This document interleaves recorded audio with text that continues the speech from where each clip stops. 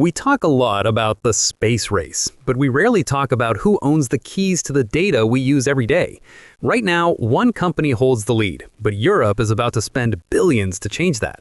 While Elon Musk's Starlink has already changed how the world connects, Europe is now waking up to a harsh reality. In a world where data is as vital as water or electricity, relying on a foreign provider for your most critical communications is a massive risk. This video is a deep dive into Europe's bold, multi-billion-euro counteroffensive.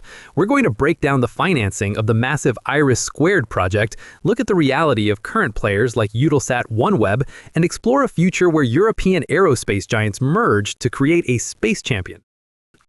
To understand why Europe is spending billions, we first have to look at what they are up against. Starlink currently dominates the low Earth orbit, or LEO, satellite internet market, with more than 9,422 satellites in orbit and over 9 million subscribers. It's a direct-to-consumer powerhouse that has proven LEO technology can deliver speeds of over 200 Mbps with latency low enough for gaming and video calls. However, this success has created what experts call a sovereignty gap. Because Starlink is a private American venture, European governments have become increasingly uncomfortable relying on it for military and governmental needs, especially after seeing how critical satellite internet became during the conflict in Ukraine.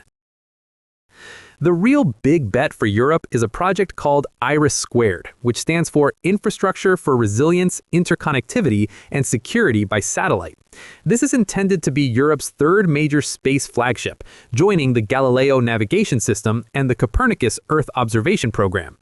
IRIS² is a system of systems that won't just use one orbit.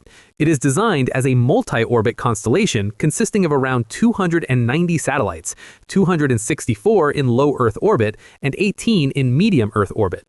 By combining these orbits, Europe hopes to get the low latency speed of LEO with the broad, persistent coverage of MEO. Financing a project this big is a massive undertaking. The total budget for IRIS² is earmarked at 10.6 billion euros. This is a public-private partnership, meaning the bill is shared. Approximately 6.5 billion euros comes from public funds, including the European budget and support from the European Space Agency.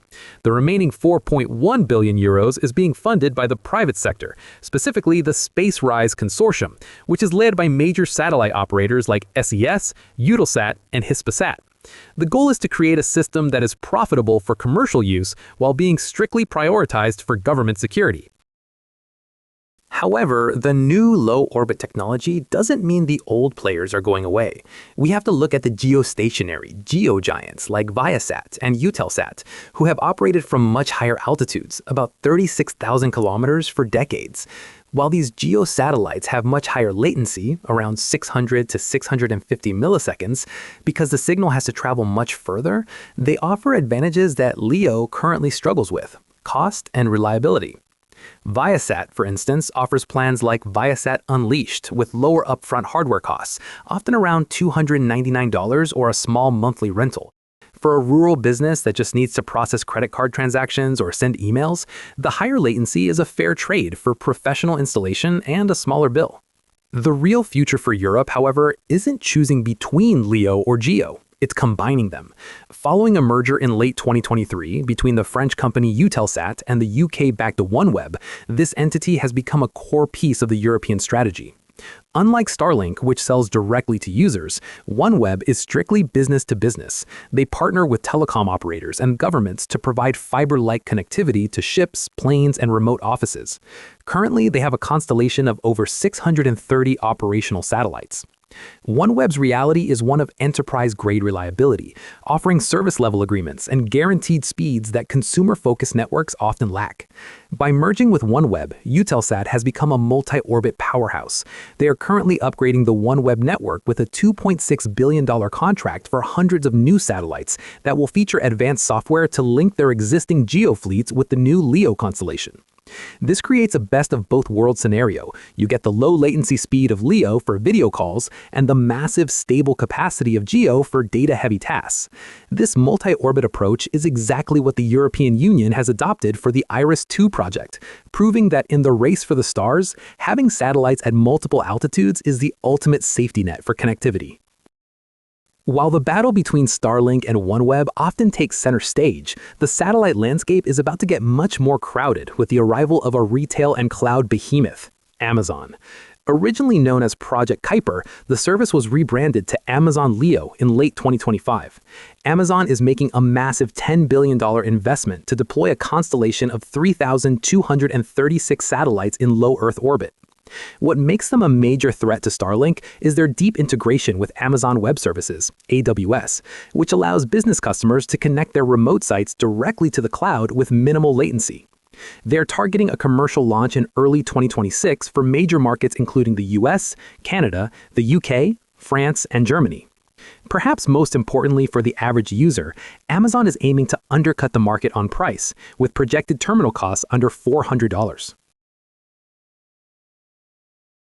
To compete with the sheer scale of American companies like SpaceX, Europe is also undergoing a massive industrial realignment. In late 2025, three of Europe's aerospace giants, Airbus, Leonardo, and Thales, announced they are merging their space divisions into a single unified powerhouse, nicknamed Project Bromo. This new entity is expected to start operations in 2027 and will bring together 25,000 employees with an annual revenue of about $6.5 billion. The idea is to stop European companies from competing with each other and instead pool their resources to innovate faster and lower manufacturing costs. What does the future look like? The roadmap for IRIS-2 is clear but challenging. We are currently in the design and development phase, which runs through 2028. Initial governmental services are expected to begin in 2029, with full operational capacity, including commercial broadband for citizens, targeted for 2030. This future system is being built with secure by design principles, using advanced 7-nanometer microelectronics and quantum encryption to ensure that European data stays protected from cyber threats. The reality of European LEO internet is that it is a direct response to a changing geopolitical world. As space becomes a core part of national security, Europe has decided that it cannot be a follower, but must be a technology setter.